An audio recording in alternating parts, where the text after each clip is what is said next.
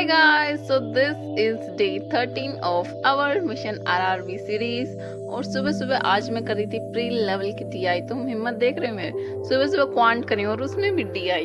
वाव, ये DI easy नहीं थी, वेरिएबल वाली DI कर रही थी मैं, और 2 DI करके मैंने सोचा अभी मुझे बहुत ज़रूरत है चाय की, तो फिर मैंने इसके बाद चाय पिए कंप्लीट, क्योंकि इतना करने के बाद मेरा दिमाग थोड़ा खाली हो गया ना।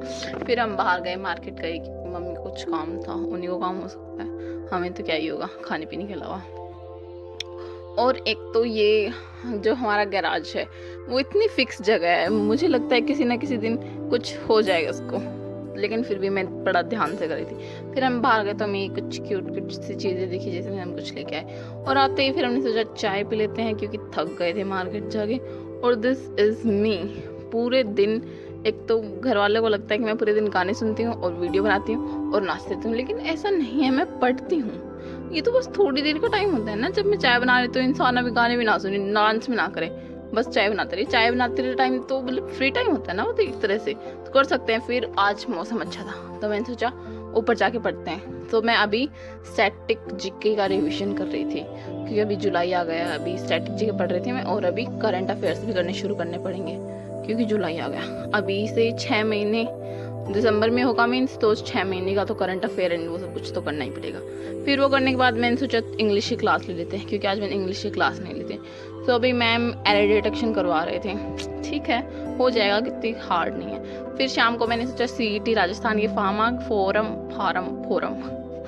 फॉर्म आ गए तो उनको भर देते हैं। और ये देखो, एक तो पहली बात तो मुझे वो क्या वेबसाइट नहीं मिल रही थी, वो राजस्थान स्टाफ सिलेक्शन वाले, वो मिली।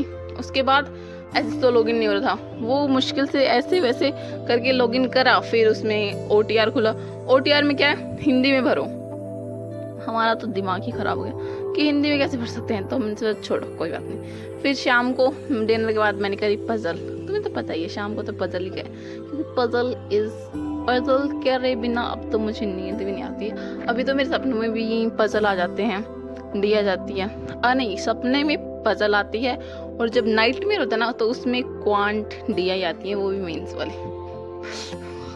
और उसके बाद मैंने करी जर्नलिंग सोने से पहले।